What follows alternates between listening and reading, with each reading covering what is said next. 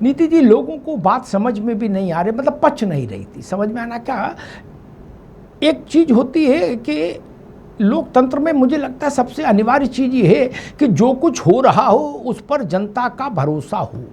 अगर जनता का भरोसा नहीं तो फिर वो सब खाना पूर्ति है। अयोध्या जैसा विषय, रामलला के मंदिर में चोरी का विषय, और उसकी जांच कोई बाबू करें, कोई 2-4 पुलिस वाले कर लेंगे, थाना चौकी से हो जाएगा, इस पर बात बन नहीं रही थी। देश को लग रहा था कि बड़ा विषय है, बड़े लोग हैं, तो कुछ बड़े स्तर पर होनी चाहिए। वो तस्वीर आज सुप्रीम कोर्ट में आ गई, जो मुझे लगता है देश चाहता था। और सुप्रीम कोर्ट ने पहले ही दिन की हियरिंग में राज्य सरकार को, केंद्र सरकार को, ट्रस्ट को नोटिस इशू करा दिया। सारे कागज पत्तर मंगा लिए अपने पास, एसआईटी के, ट्रस्ट की डीड मंगा ली, सारे सीसीटीवी फुटेज कहा सुरक्षित रखिए और हमको भेजिए। यानी सुप्रीम कोर्ट ने बता दिया कि भविष्य में वो कैसे इस बड़े मामले की निगरानी करना चाहते हैं, जांच करना चाहते हैं। नीति जी। नमस्कार अमिताभ जी, वंदे मातरम, आपके पैनल के सारे गेस्टों को, व्यूअर्स को, जय श्री राम। भगवान राम हमारे देश के किसी दल के व्यक्तिगत संपत्ति नहीं है, ना ही अयोध्या का ही राम मंदिर है। अगर कोई भी राजनीतिक दल ये समझता है कि उसकी व्यक्तिगत संपत्ति है तो वही गलती कर रहा है। ये करोड़ों हिंदुओं की आस्था का केंद्र है, भक्ति का केंद्र है और उनकी श्रद्धा का केंद्र है। और भगवान राम जिन्होंने राम राज्य स्थापित किया था, उसका अर्थ यह है कि न्याय संगत, न्याय पारदर्शी हो, धर्म संगत, धर्म के आधार पे ही व्यवस्था का तंत्र हो। और अगर उस तंत्र में कोई ना कोई त्रुटि आई है तो वो न्याय संगत, लोकतांत्रिक तरीके से, पारदर्शी तरीके से हो। ये आदेश को सुप्रीम कोर्ट के मैं बहुत स्वागत करती हूँ, क्योंकि कहीं ना कहीं राम भक्तों की आस्था और उनके विश्वास को ठेस लगी है। जी, तो मैं समझती हूँ कि सुप्रीम कोर्ट का इसमें हस्तक्षेप बहुत ही जरूरी था, आवश्यक था। जहां तक राम मंदिर की बात है और इस चोरी की प्रकरण की बात है, सुप्रीम कोर्ट से आपके मंच के माध्यम से यही आह्वान करती हूँ कि पूरी निष्पक्षता से जांच हो। कोई भी दोषी कितना भी बड़ा नाम हो वो दंड से निहित ना रह जाए, और कोई भी निर्दोष हो उसको दंड नहीं मिले। तो ये जो पारदर्शी तरीके से हो, आने वाले समय में, भविष्य में जो न्याय संगत हो, पारदर्शी तरीके से पूरी दान की प्रक्रिया को मॉनिटर किया जाए, भविष्य में ऐसा काम ना हो और एक ऐसी नासीर बने देश के सभी मंदिरों के लिए। अगर किसी भी छोटे बड़े मंदिर में दान, जो कि लोग, जो भक्तजन जो दान देते हैं किसी मंदिर में, वो किसी कल्याणकारी काम के लिए देते हैं और उनका पूरा अधिकार है कि उस दान की राशि के बारे में, उसको कैसे वो उपयोग में ला रहे हैं, उसके बारे में उनको जानकारी है। तो मैं समझती हूँ ये सुप्रीम कोर्ट के इस निर्णय को हम स्वागत करते हैं, और कहीं ना कहीं भगवान राम के भक्तों की जो आस्था और विश्वास टूटा है, वो पुनः कहीं ना कहीं। सबसे पहली बात तो ये, भारत में दिक्कत मालूम क्या है? दिक्कत ये आज की नहीं, बहुत पुरानी दिक्कत है ये, क्रॉनिक डिजीज की तरह, कि यहाँ ट्रस्टी खुद को मालिक समझने लगते हैं। सारी समस्या यही है। ट्रस्टी कहीं से कहीं तक मालिक नहीं होता, वो किसी रंग का चश्मा लगाए, काला लगाए चाहे नीला लगाए, ट्रस्टी मालिक हो ही नहीं सकता। भाई संपत्ति हमारी है, आप उसके सुपरवाइजर हो, चौकीदार हो। लोग टेढ़े टेढ़े चलने लगते हैं, ओए हमारे आज्ञा के बिना यह पत्ता नहीं हिलेगा। नहीं भाई, ये आपका घर का मकान थोड़ी ना है, ये रामलला का मंदिर है। राज शर्मा जी, मेरे ख्याल से अब तो आपको संतुष्ट हो जाना चाहिए, और सारे देश भर में जो आप प्रेस कॉन्फ्रेंस कर रहे हो हैं पूरी सक्रियता के साथ, मेरे ख्याल से अब उस पर थम जाना चाहिए थोड़ा, क्योंकि अब इससे आगे तो इंटरनेशनल कोर्ट है, वहाँ तो जा नहीं सकती आप। और सुप्रीम कोर्ट में मामला आ गया, नोटिस हो गया, अब इसके आगे और क्या हो सकता है? मान लो आप प्रेस कॉन्फ्रेंस में खड़गे जी को भी उतार दो, तब भी इससे आगे तो कुछ नहीं हो सकता। दादा जी, ये जो बात आपने कही कि ट्रस्टी मालिक नहीं होता जी, ये बात हमें ना बताएं, ये बात तो रत्नेश जी को बताएं। ये लोग जो इनकी पार्टी जो रत्नेश जी भी यही बैठे हैं, रत्नेश जी को लंदन है, वो भी यही बैठे, वो भी सुन रहे हैं। कि मैं क्या कह रहा हूं? इनको एक इनका मिनट, समझ एक नहीं मिनट, आएगी। राज भाई, एक मिनट। जब हम मैं ये बोलता हूं कि चश्मा काला लगाओ चाहे नीला, उससे कोई आपकी हैसियत नहीं बढ़ती, तो सब समझते मैं क्या कह रहा हूं।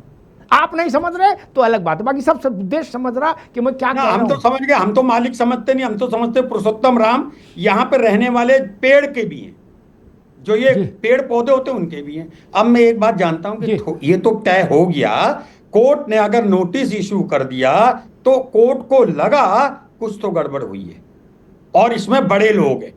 अगर कोर्ट को लगता है ये छोटे बड़े टिन्नू टैनी जितने भी थे ये होते तो वो नोटिस जारी नहीं करते।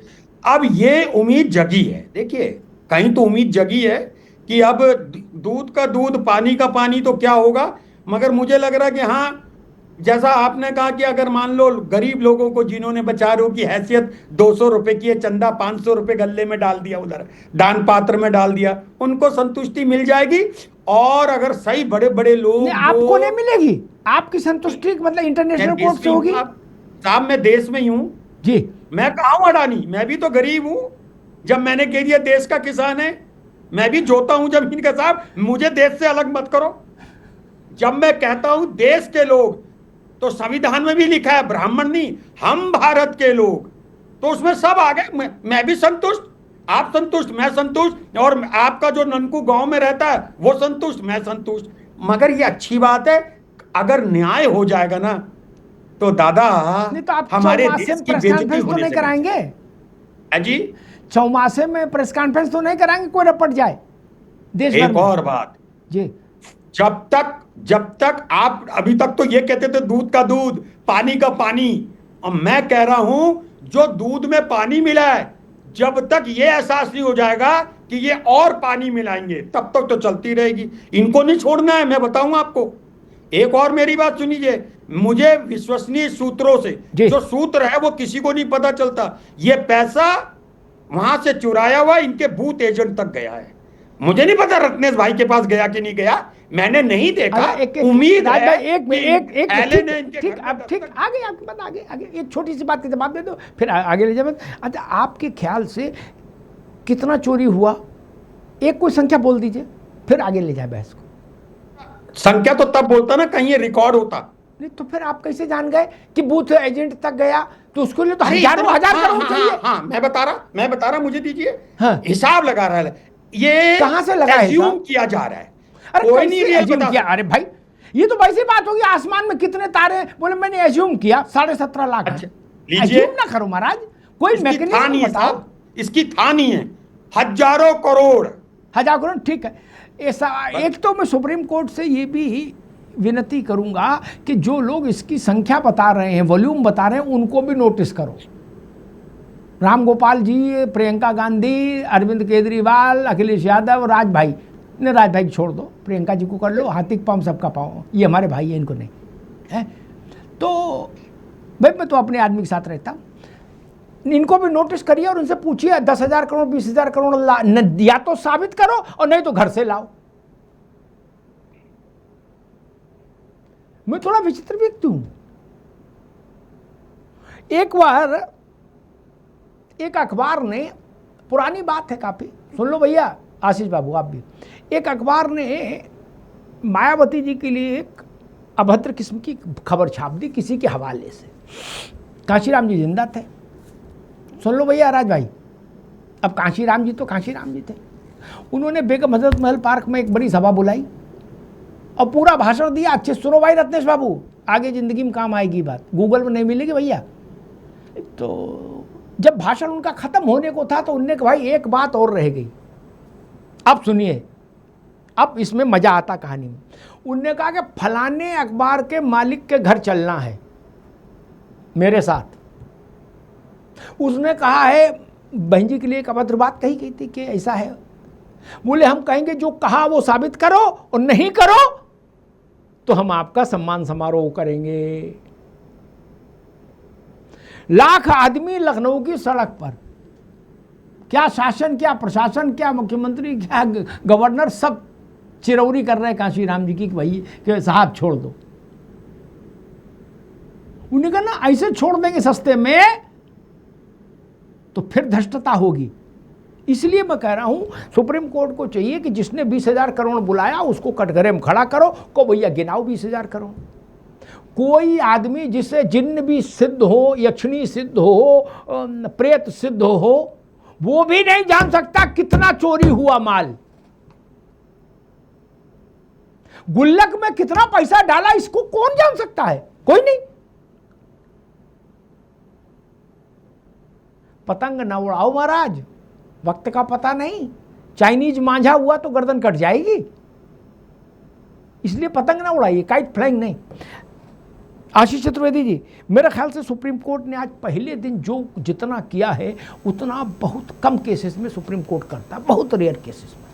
ठीक कि सारे कागज सील करिए, सब इधर लाइए, फुटेज इधर लाइए, इस कमेटी का कंपोजिशन लाइए, ट्रस्ट की डीड लाइए, दिस लाइए, दैट लाइए, सीसीटीवी सुरक्षित रखिए, सारे फुटेज, और राज्य, केंद्र और ट्रस्ट सबको नोटिस। मुझे लगता है कि ये थोड़ा एक्स्ट्राऑर्डिनरी है या अनयूजुअल है। इससे आपको संतुष्टि है?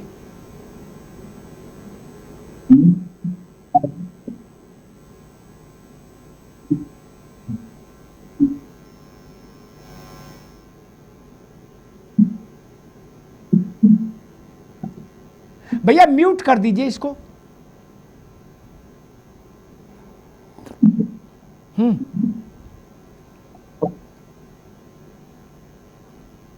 मुझे लगा कुछ दिक्कत है, दिक्कत है आशीष जी। जरा भाई हमें पीसीआर के अपने जरा देखिए रत्नेश जी, अब मामला अब सही जगह आया है, अब ऊंट पहाड़ के नीचे आया है। अभी तक ऊंट पहाड़ के नीचे नहीं था, ऊंट खुला घूम रहा था। क्या रामलला के मंदिर में चढ़ावा चोरी हुई और वो कोई दरोगा के सिपाही के विषय का विषय है? नहीं ना। ये ऐसा थोड़ी ना कि आपकी जेब से रुपया आशीष चतुर्वेदी ने निकाल लिया या आपने आशीष चतुर्वेदी की जेब से निकाल लिया तो दरोगा जी के यहाँ जाके दोनों पर्ची एप्लीकेशन दे आए। ये करोड़ों लोगों की भावना का सवाल था। अब ठीक जगह आया है मामला। और एक बात मैं नहीं समझ पाया, मैंने अपने जीवन काल में जितना भी कोर्ट को कवर किया, ऐसा अवसर मुझे देखने को नहीं मिला। आज सुप्रीम कोर्ट ने पूछा, राज भाई आप भी सुनिए गौर से, सुप्रीम कोर्ट ने पूछा कि केंद्र की तरफ से कौन है, तो सॉलिसिटर जनरल खड़े हुए, तुषार मेहता साहब बोले साहब हमें, बोले भाई इनको नोटिस दो, ये पहुंचाएंगे मुवक्किल तक। बोले स्टेट यूपी की तरफ से कौन है, तुषार मेहता ने कहा मैं ही हूँ। ऐसा पहली बार मैं देख रहा हूँ, मतलब या रेयर कभी हुआ होगा तो मुझे ध्यान नहीं, मैं पहली बार देख रहा हूँ कि भारत सरकार का कानून का सबसे बड़ा अधिकारी रामलला के इस मसले में केंद्र और राज्य दोनों को रिप्रेजेंट कर रहा है। इसकी कोई खास वजह, क्योंकि सामान्यतः ऐसा नहीं होता। रत्नेश मिश्रा।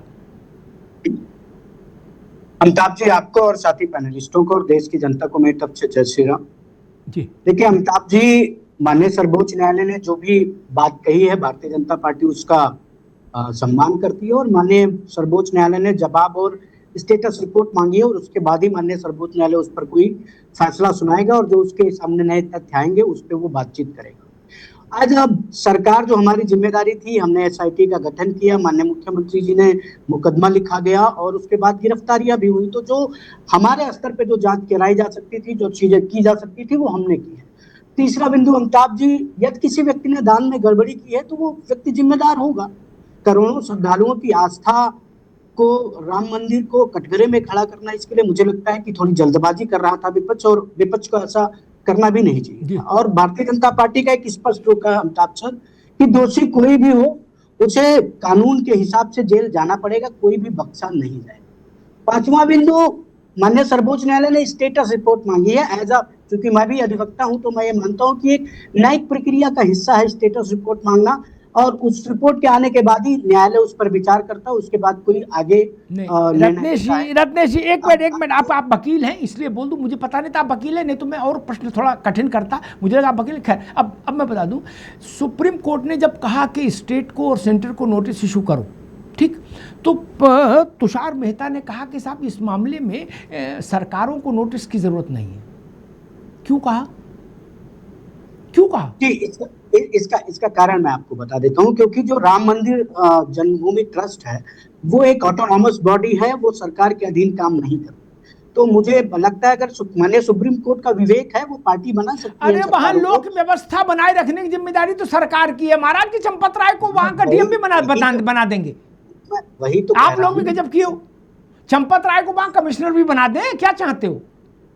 नहीं, हम क्यों कहें किसी को वहां कमिश्नर बना दीजिए, वो ट्रस्ट का विषय है। ट्रस्ट अपने निर्णय लेने के लिए स्वतंत्र, उसमें सरकार का कोई हस्तक्षेप नहीं है। और दो चीजें मुझे लगता है माननीय सर्वोच्च न्यायालय ने स्टेट को और सेंटर को नोटिस इसलिए किया क्योंकि उस ट्रस्ट में एक मानद सदस्य क्या कहते हैं नॉमिनेटेड मेंबर होते हैं as a representative union government, और एक दो क्या कहते हैं राज्य के दो, एक राज्य एक हाँ राज्य के भी प्रतिनिधि होते हैं और केंद्र के भी। तो मुझे लगता है इसके आधार पर माननीय सर्वोच्च न्यायालय ने राज्य और केंद्र दोनों को पार्टी बनाया है। तब अब अभी हमारे ने ये क्यों कहा रहने दो साहब, सरकार को ना इसमें लपेटो, क्यों कहा? उनके पेट पे क्या दर्द था? कुछ तो खेल है। देखिए हम भी समझ रहे जी। देखिए अमिताभ सर, जब हम सरकार के लीगल काउंसिल होते हैं तो हम ज्यादा से ज्यादा प्रयास करते हैं कि सरकार को कोर्ट के मामलों में ना घसीटा जाए और उसका बचाव किया जाए। हमारा कर्तव्य ये होता है, हमें सरकार वेतन इसी बात का देती है। सॉलिसिटर जनरल साहब को भी इसी बात का वेतन मिलता है कि सरकार का बचाव करिए माननीय न्यायालय में। अब मेरा एक छोटा सा बिंदु, अभी राज जी कह रहे थे कि भारतीय जनता पार्टी के बूथ अध्यक्षों तक को गया होगा पैसा। आपने पूछा कितना चोरी हुआ, तो इन्होंने कहा हजारों करोड़, लेकिन कोई डेटा नहीं दिया। मैं एक बड़ी मजेदार बात कहूंगा आपसे, भारतीय जनता पार्टी के कुल बूथ अध्यक्षों की संख्या है 10,74,462 और आप अगर देखें तो 3,264 करोड़ टोटल आया क्या कहते हैं दान राम मंदिर ट्रस्ट को, जिसमें से 2,370 करोड़ खर्च हो गया उसके मैनेजमेंट पे और बनवाने में, बचा लगभग 1,000 करोड़ के आसपास। तो अगर आप अब उसको डिवाइड कर देंगे तो 1,000 रुपया पहुंचा होगा हमारे बूथ अध्यक्षों के पास। अब बताइए क्या बूथ अध्यक्ष 1,000 रुपए के लिए जाएगा? और मैं तो नहीं लूंगा अमिताभ सर, मैं तो नहीं लूंगा। आप सुनिए, आप प्रवक्ता कांग्रेस ने ऐसा क्यों कहा, मैं उसका कारण बता देता हूँ। जब हम अतीत पे जाएंगे तो कांग्रेस पार्टी जब घोटाले करती थी तो इनके नेताओं में पैसा बढ़ता था। एक घोटाला बताओ जो एक घोटाला बताओ, एक घोटाला बताओ जो कॉमनवेल्थ का बटा 2G, अरे एक बताओ तो इनका एक घोटाला जो प्रूफ हुआ। इनको लगता है कि इनके यहाँ सब अरे देखो रत्नेश भाई, जेल जाएंगे पक्की पीसिंग, जेल जाएंगे चक्की पीसिंग, ये होगा अभी देखो। राहुल गांधी जेल जाएंगे चक्की पीसिंग, जैसे राहुल आप लोगों को एक ही हजारी बहुत है, इससे ज्यादा की हैसियत कहाँ है आप लोगों की? ऑन बेल बहुत है रत्नेश भाई, एक्सपोज कर दिया, थोड़ा गुणा गणित पढ़ लिया, थोड़ा गुणा गणित। ठीक है भाई, कांग्रेस आलू की खेती ना कराई ना कांग्रेस के अयोध्या की जेल में। अरे तो राम के साथ यूपीए में के यहाँ दे रहे अंधेर, उन्होंने चक्की पीसी है। राम के यहाँ दे रहे पर अंधेर नहीं, अंधेर है पर देर नहीं। चक्की पीसी ना, आप लोग जेल जाओगे, सफेद कपड़ों में आलू खोदोगे, ये राम का शराप है आप लोगों को। और 1,000 से ज्यादा आप लोगों की हैसियत नहीं है। आप छोटे हो, 1,000 से ज्यादा पचा नहीं पाओगे, 1,000 रुपए से ज्यादा जाकर मोशन हो जाएगी। इनको शांत कराइए, इनको शांत नहीं बता रहा हूं मैं आपको, नहीं को। अरे अब तो देश शांत नहीं होगा, आप बताइबो भैया, हमका का बताइबो कि राम मंदिर के खिलाफ वकील खड़ा केस मिश्रा ये वही है जो चोरों को बचा रहा था और 1,000 रुपए जमा करवाऊंगा। अरे आप 1,000 नहीं 1,00,000, चाहे बुलडोजर चलवाना पड़ जाए आपके घर पे, 1,00,000 रुपए पेनल्टी डलवाएंगे। 1,000 आपने खाया, आपको 1,00,000 पेनल्टी डलाएंगे और जेल जाएंगे, आलू खोदेंगे, चक्की चलाएं, लंगर में खाना बनाएंगे। ये काम है आपका। अरे देखो राम के यहाँ देर है पर अंधेर नहीं। कांग्रेस पार्टी वाले भाई भटकते ना है, चक्की पीसोगे, अंगोछा बांध के चक्की ना पीछो रत्नेश भाई, तो लानत होगा मेरे नाम पे, सब जाओगे जेल। थोड़ा शांत कराइए। राज भाई रुकना होगा जी। भैया आप कंक्लूड करो रत्नेश बाबू। बस अभी अमिताभ सर राज भाई कह रहे थे कि मुझसे चक्की पिसवाएंगे।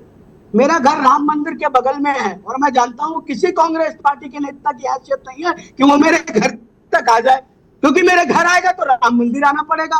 और कांग्रेस का कोई नेता राम मंदिर तो आने वाला है नहीं।